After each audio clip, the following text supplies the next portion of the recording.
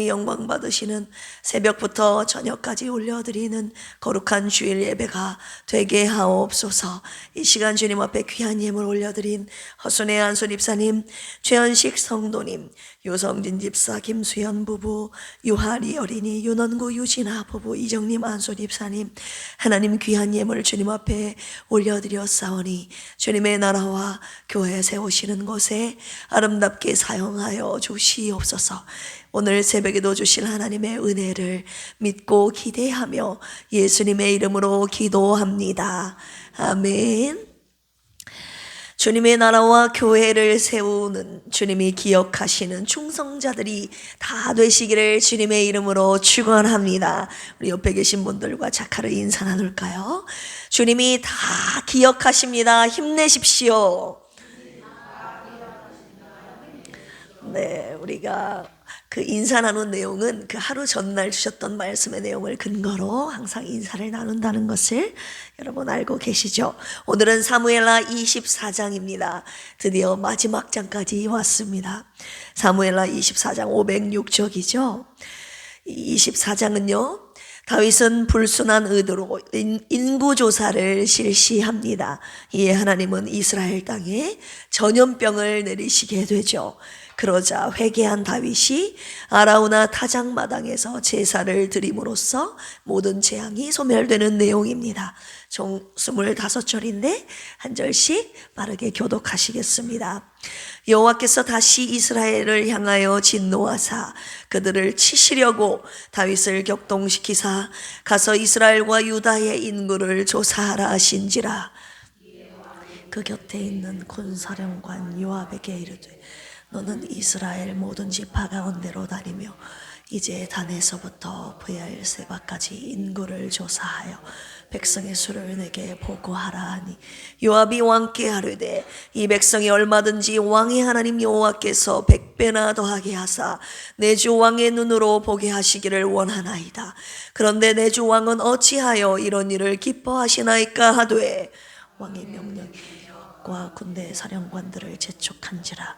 요압과 사령관들이 이스라엘 인구를 조사하려고 왕 앞에서 물러나 요단을 건너 갓 골짜기 가운데 성읍 아로엘 오른쪽 곧 야셀 맞은 쪽에 이르러 장막을 치고 길라앗에 이르고 답딧 호시 땅에 이르고 또 다난에 이르러서는 시돈으로 돌아 두로 견고한 성에 이르고 히위 사람과 가나안 사람의 모든 성읍에 이르고 유다 남쪽으로 나와 브엘세바에 이르니라.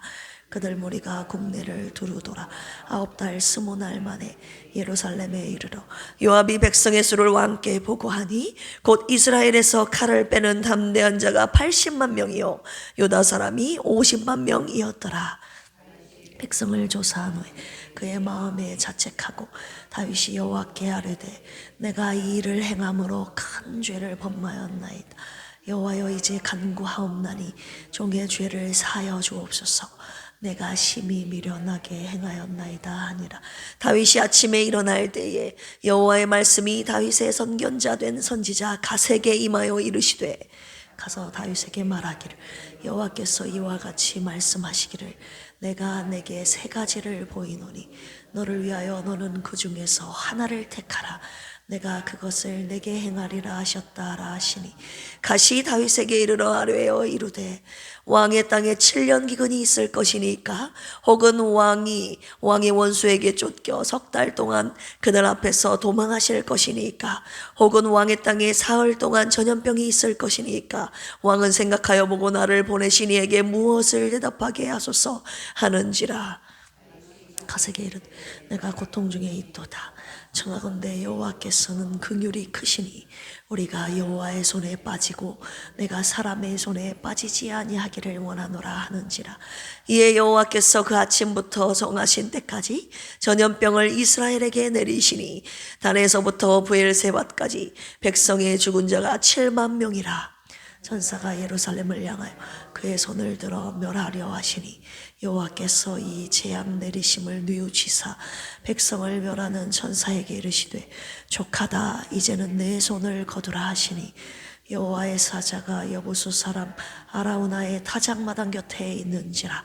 다윗이 백성을 치는 천사를 보고 곧 여호와께 아뢰어 이르되 나는 범죄하였고 악을 행하였거니와 이 약무리는 무엇을 행하였나이까. 정하건대 주의 손으로 나와 내 아버지의 집을 치소서 하니라. 이르러 그에게 올라가서 여부수 사람 아라우나의 타작마당에서 여호와를 위하여 제단을 쌓으소서 하며 다윗이 여호와께서 명령하신 바 가세 말대로 올라가니라.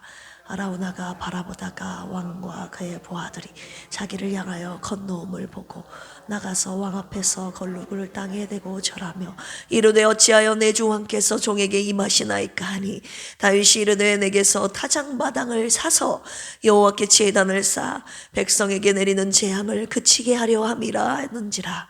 아라우나가 다윗에게 하라되 원하건대 내 주왕은 좋게 여기시는 대로 취하여 드리소서. 번제에 대하여는 소가 있고 뗄 나무에 대하여는 마당질하는 도구와 소의 멍에가 있나이다. 왕이여 아라우나가 이것을 다 왕께 드리나이다 하고 또 왕께 아뢰되 왕의 하나님 여호와께서 왕을 기쁘게 받으시기를 원하나이다. 아라우나에게 이르되 그렇지 아니하다. 내가 값을 주고 내게서 살리라. 값 없이는 내가 하나님 여호와께 번제를 드리지 아니하리라 하고 다윗이 은 50세겔로 타작마당과 소를 사고. 같이 읽을까요? 그곳에서 여호와를 위하여 제단을 쌓고 번제와 화목제를 드렸더니 이에 여호와께서 그 땅을 위한 기도를 들으심에 이스라엘에게 내리는 재앙이 그쳤더라. 아멘. 오늘 사무엘하 24장 말씀 먼저 간단히 요약해 드리겠습니다. 1절에서 9절까지 보시면 다윗이 인구조사하는 내용이 나오죠. 다윗이 인간적인 생각으로 군사력을 확인하고자 인구조사를 실시합니다. 요압의 반대에도 불구하고 다윗은 인구조사를 강행하고 이스라엘 사람 80만 명 그리고 유다 사람 50만 명임을 파악하게 되죠. 10절에서 17절까지 보시면 이로 인하여 하나님의 징벌이 내리게 됩니다. 인구조사 후에 자신의 어리석음을 회개하는 다윗에게 하나님께서 선지자 갓을 보내셔서 세 가지의 징벌 중에 하나를 선택하라고 하시죠. 그 세 가지 무엇이었습니까? 땅에 7년 동안 기근이 있을 것인가? 원수에게 쫓겨 3달 동안 도망 다닐 것인가? 그리고 3일 동안 전염병을 치를 것인가? 다윗이 사람의 손이 아닌 하나님의 손에 빠지기를 원했죠. 그래서 3일 동안 전염병으로 이스라엘 땅에 7만 명이 죽게 됩니다. 자, 18절에서 25절까지 다윗의 회개 제사 내용이 나오는데 하나님은 선지자 갓을 통해 아라우나의 타작마당에서 제사를 요구하십니다.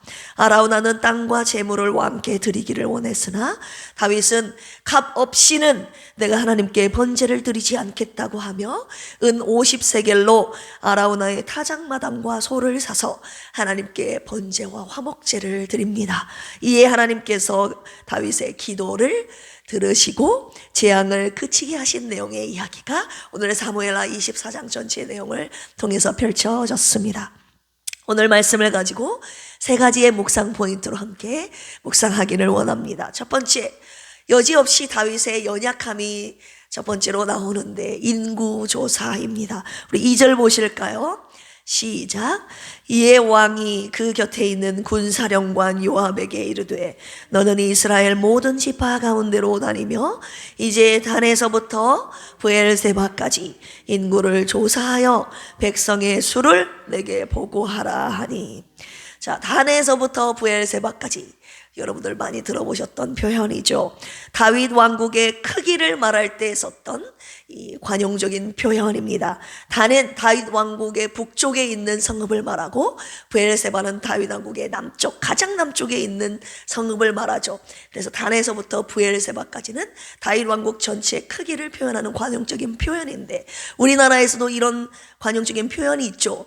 어떤 표현입니까? 한라에서 백두까지, 남쪽 끝에서 북쪽 끝에까지 이렇게 전체 다윗 왕국 안에 있는 이제 징집 용명 싸울 수 있는 사람의 수를 지금 조사해 오라고 다윗이 지시한 것입니다. 자, 몇 명이었습니까? 이스라엘 사람 80만 명, 유다 사람 50만 명, 총 몇 명입니까? 130만 명. 이 인구조사가 왜 하나님께 큰 죄악이었는가? 이스라엘을 다스리는 자가 하나님이시라고 다윗이 늘 고백하지 않았습니까? 그런데 오늘 본문에서 다윗은 이 징집 대상자를 파악함으로써 군사력을 통해 자신의 세력과 번영을 확인하고 권력을 과시하려는 목적이 강했음을 우리가 살펴볼 수 있습니다. 3절 보실까요? 요압이 왕께 아뢰되 이 백성이 얼마든지 왕의 하나님 여호와께서 100배나 더하게 하사 내 주 왕의 눈으로 보게 하시기를 원하나이다. 그런데 내 주 왕은 어찌하여 이런 일을 기뻐하시나이까 하되. 인구조사는요, 다윗 왕국을 번영케 하신 하나님의 손길을 부인하는 처사였을 뿐만이 아니라 아들 솔로몬에게 튼튼한 왕조를 세습하고자 하는 다윗의 불신앙적인 교만함을 나타낸 것이었습니다. 그래서 요압이 지금 다윗 왕에게 충원하고 있는 것이죠. 여기서 주목해야 될 사실은 하나님께서 인구조사를 하도록 다윗을 격동시키셨다는 말이 1절에 나오고 있습니다. 우리 같이 한번 읽어볼까요? 시작. 여호와께서 다시 이스라엘을 향하여 진노하사 그들을 치시려고 다윗을 격동시키사 가서 이스라엘과 유다의 인구를 조사하라 하신지라. 1절에 보니까 이스라엘을 향하여 하나님의 뭐가 있었다고요? 진노하심이 있었다는 것입니다.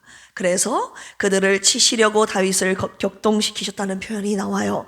격동시키다, 소트라는 단어인데 찌르다, 자극하다, 선동하다, 충동질을 하며 권하다 이런 뜻을 가지고 있습니다.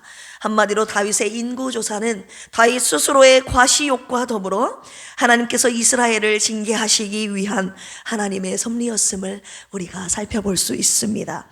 우리가 하나님께 징계를 받을 때 그 징계의 원인이 우리의 욕심과 그리고 나의 죄에 대한 하나님의 심판의 콜라보일 수 있음을 우리가 깨달아야 합니다. 이것이 첫 번째로 이 다윗이 갖고 있던 연약함, 그도 역시 하나님 앞에 죄를 지었던 그의 연약함의 모습임을 우리가 함께 묵상해야 될 포인트입니다. 두 번째, 이 죄를 짓고 회개하는 다윗과 그리고 그로 인하여 모든 재앙을 그치시는 하나님의 모습, 뉘우치시는 하나님의 모습을 묵상하게 하십니다. 우리 10절 보실까요?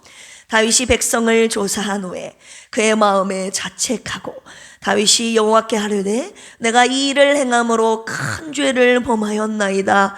여호와여 이제 간구하옵나니 종의 죄를 사하여 주옵소서.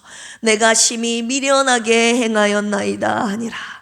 다윗은 인구조사를 했던 죄, 자신의 연약함에도 불구하고 그의 강점은 무엇입니까? 연약했어요. 죄를 안 지은 것이 아니라 늘 죄를 지었다고요. 그런데 이 다윗의 강점은 죄를 지은 것을 하나님께 바로 회개하는 모습, 이것이 바로 다윗의 강점이었습니다. 오늘 본문의 내용도 그렇고 전에 밧세바 사건 때도 죄를 짓고 하나님 앞에 바로 회개하는 모습을 보이지 않았습니까? 그러나 주님은 밧세바 사건 때도 죄로 낳은 그의 아들을 죽이셨듯이 이번에도 이 다윗의 죄로 인한 값을 치르게 하시는데 15절 보실까요? 이에 여호와께서 그 아침부터 정하신 때까지 무엇을? 전염병을 이스라엘에게 내리시니 단에서부터 브엘세바까지 백성의 죽은 자가 몇 명이래요? 7만 명이라. 하나님께서 이 다윗의 인구조사의 죄로 인하여 7만 명을 죽이시는 것입니다. 7만 명의 수를 130만 명의 수에서 한꺼번에 그냥 제하여 버리신 것이에요. 하나님은 충분히 그러실 수 있는 분입니다. 우리 남원시 인구 조사해 봤더니 오늘 조사해 보니까 7만 6천 명이래요. 남원시 인구가 그냥 전염병으로 3일 안에 그냥 한 번에 없어졌다고 생각하시면 됩니다. 여기서 이제 주목해야 될 사실이 다윗이 죄를 회개하자 하나님께서 천사의 심판의 손을 거두게 하셨다는 거예요. 그냥 거두신 것이 아니라 다윗이 회개했을 때 하나님의 심판이 멈춰졌다는 사실입니다. 16절 보실까요? 천사가 예루살렘을 향하여 그의 손을 들어 멸하려 하더니 여호와께서는 이 재앙을 내리심을 뉘우치사 백성을 멸하는 천사에게 이르시되 족하다 이제는 내 손을 거두라 하시니. 여기서 하나님께서 재앙 내리셨다는 것을 뉘우치셨다. 이 다윗의 회개한 이후에 하나님께서 뉘우치셨다라고 표현하고 있는데 나함이라는 단어가 쓰였습니다. 전에도 여러 번 설명해 드렸지만 후회하다, 한탄하다라는 뜻을 가지고 있는데 하나님이 자신의 잘못을 인정했다는 뜻이 아니라 다윗을, 이스라엘 백성들을 불쌍히 여기시고 자신의 뜻을 돌이키셨다는 의미를 가지고 있습니다. 하나님 앞에 죄를 회개할 때 하나님께서 우리를 불쌍히 여기사 뜻을 돌이키사 당신의 심판의 손을 거두신다는 것을 오늘 다윗을 통하여 함께 묵상하게 하시는 것이죠. 이것이 바로 우리에게 주신 죄, 회개, 구원이라는 이 3단계 하나님의 은혜입니다. 다윗은 이 3단계의 은혜 속에 그의 인생을 살았다는 것을 우리가 살펴볼 수 있습니다. 자, 세 번째 묵상 포인트. 값 없이 드리지 않는 이 다윗의 제사에 대해서 마지막으로 함께 묵상해 보겠는데요. 우리 18절 보실까요? 이날에 갓이 다윗에게 이르러 그에게 이르되 올라가서 여부수 사람 아라우나의 타작마당에서 여호와를 위하여 제단을 쌓으소서 하매. 자, 하나님께서 어디에서 제단을 쌓으라고 말씀하십니까? 아라우나의 타작마당에서. 자, 이 아라우나의 타작마당이라는 장소에 숨겨진 영적인 엄청난 비밀을 우리가 먼저 살펴봐야 합니다. 이 아라우나의 타작마당은요, 어떤 장소냐? 아브라함이 이삭을 제물로 드린 예루살렘 성 밖에 있는 모리아산에 있는 곳이었어요. 한마디로 아브라함이 이삭을 바쳤던 그 장소가 아라우나의 타작마당이었습니다. 자, 그리고 그리고 훗날 솔로몬이 바로 이곳에서 하나님의 성전을 건축하게 됩니다. 하나님께서 바로 이곳에서 다윗에게 제단을 쌓으라고 지금 명령하고 계신 것입니다. 아브라함이 아들을 바쳤던 그곳에 제단을 쌓으라고 하시는 것이에요. 하나님의 성전이 세워진 그곳에서 하나님께서 지금 제단을 쌓으라고 하시는 것입니다. 그리고 한 가지, 이 장소에 숨겨져 있는, 장소에 담겨져 있는 가장 중요한 의미가 무엇이냐? 하나님의 아들 예수 그리스도가 십자가에 매달려 죽으신 이 갈보리 언덕이요, 바로 이곳에 있다는 사실을 여러분 알고 계십니까? 한마디로 주님께서 그냥 아무 데서나 제단을 쌓으라고 하시는 것이 아니에요. 주님께서 지정하신 속죄의 자리, 당신과 막혔던 그 관계를 다시 회복하기 위한 화해의 자리, 속죄의 자리, 예배의 자리에서 주님께서 제단을 쌓으라고 하시는 것입니다. 여러분, 그곳에서 주님이 지정하신 그 제단에서 여러분 제단을 쌓고 계십니까? 이것이 바로 우리가 세 번째 묵상해야 될 포인트 안에 들어있는 내용인데요. 우리 19절 보실까요? 다윗이 여호와께서 명령하신 바 갓의 말대로 올라가니라. 하나님께서 지정하신 그 속죄의 자리에 가서 지금 하나님께서 명하신 번제와 화목제를 드리러 올라가고 있는 것입니다. 자, 그러자 그곳에 올라가서 이제 아라우나가 뭐라고 합니까? 자신의 타작마당을 다윗 왕에게 그냥 드리려고 했죠. 우리가 좀 전에 읽어봤죠. 그런데 다윗이 24절 보실까요? 왕이 아라우나에게 이르되 그렇지 아니하다. 내가 값을 주고 내게서 살이라. 값 없이는 내가 내 하나님 여호와께 번제를 드리지 아니하리라 하고 다윗이 은 50세겔로 타작마당과 소를 사고 그곳에서 여호와를 위하여 제단을 쌓고 번제와 화목제를 드렸더니 이에 여호와께서 그 땅을 위한 기도를 들으시매 이스라엘에게 내리는 재앙이 그쳤더라. 다윗은요, 값 없이 하나님께 제사를 드리지 않겠다고 하는 것입니다. 하나님께 번제와 화목제를 드리는, 한마디로 회개의 제단을 쌓는 그 자세를 주님이 마지막으로 묵상케 하시는데요. 자, 우리는 값 없는 제사를 드리고 있다고 주님이 말씀하고 계시는 것이죠. 혹시 이렇게 말씀하시는 분 계십니까? 아니요, 예수님의 피값으로 나는 제사를 드리고 있습니다. 말하실 분 계십니까? 맞습니다, 여러분. 예수님의 피값으로 우리가 예수님의 피를 가지고 주의 제단 앞에, 당신이 피값으로 세우신 이 필그림 제단 앞에 나와서 늘 예배 드리고 있는 거 다 알고 있습니다. 그런데 오늘 주님이 예수님의 피값으로만 제사를 드릴 것인가 라고 지금 마지막으로 저와 여러분들에게 묻고 계시는 것이죠. 여러분들의 값은, 여러분들의 희생은 드리지 않을 것인가? 이것이 마지막으로 우리가 묵상해야 될 포인트 있는 것입니다. 내 아들 예수의 피값만 입지 너희들의 희생은 없구나 라고 말씀하시는 것이죠. 다윗은 하나님께 값 없는 제사를 드리지 않았다는 거예요. 아리오나 타작마당과 소를 사서 하나님께 제단을 쌓았습니다.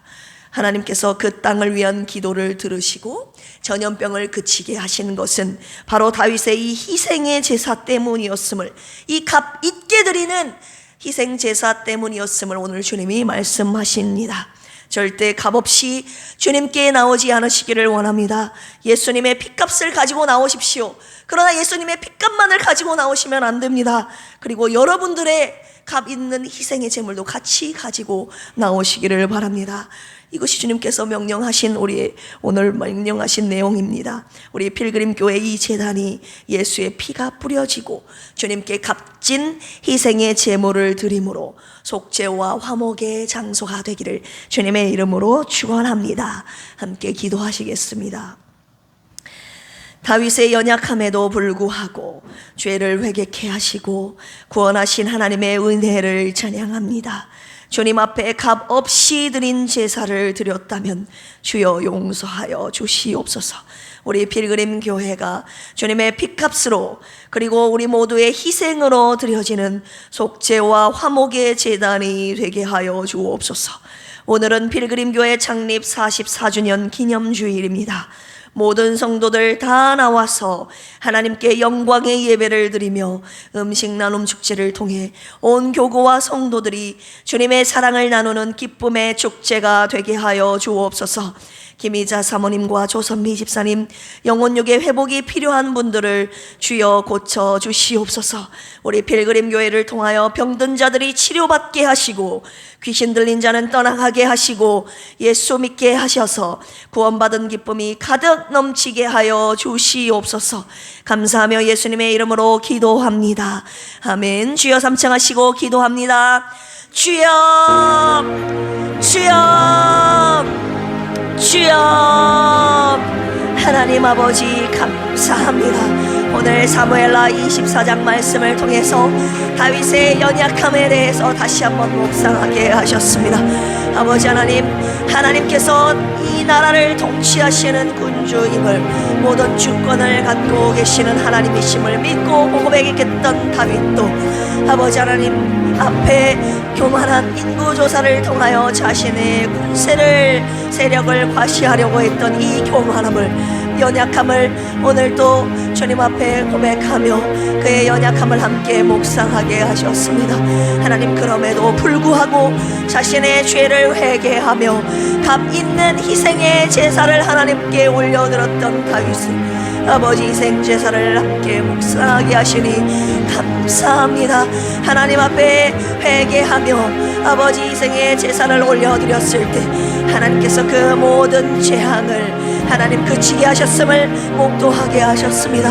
하나님, 우리가 하나님 앞에 올려드리는 번제와 화목제, 회개의 제사를 드릴 때 하나님 예수의 피를 가지고 주님 앞에 나와 예배드리고 제사를 드리지만 하나님 그것만이 아니라 하나님 나의 희생을 주님 앞에 올려드리는 값 있는 제물을 주님 원하고 계시는 줄로 아오니 아버지 하나님, 예수님의 피로 다 드렸다고 아버지 하나님 우리의 제사를 아버지 값 없는 마음으로 아버지 하나님 텅 비게 드리는 우리의 제사가 되지 않게 하여 주시고 우리의 마음과 정성을 담은 값 있는 희생의 제물을 주님 앞에 예수 피와 함께 가지고 주님 앞에 드려지는 아버지 우리의 예배가 되게 하여 주시옵소서. 언제나 주님 앞에 올려드리는 제사가 하나님 예수 그리스도의 피값으로 드려진 값 있게 드려지는 모든 희생의 제사임을 우리가 잊지 않게 하여 주시고 하나님 우리의 모든 희생의 제사를 통하여 하나님께 영광 올려드리는 하나님, 그리고 주님이 지정하신 속죄의 자리, 화해의 자리, 아버지 주님이 지정하신 이 제단에서 주님 앞에 올려드리는 예배가 되도록 주여 인도하여 주시옵소서. 하나님 아버지, 오늘 창립기념 주일 44주년 주님 앞에 예배 올려드릴 때 지금까지 우리와 함께 하시고 동행하시고 여기까지 인도하신 하나님의 은혜에 감사하며 아버지 하나님, 주님 앞에 영광의 예배 올려드리기를 원합니다. 사랑의 나눔 축제를 통하여 온 교구가 하나가 되기를 원합니다. 주여, 우리의 필그림 교회를 사용하시는 주님, 쓰신 주님, 앞으로도 우리 교회를 통하여 많은 영혼들이 구원받게 하여 주시옵소서. 아버지, 많은 영혼들이, 죽어가는 영혼들이 회복되고 치유받는 놀라운 은혜가 있게 하여 주시옵소서.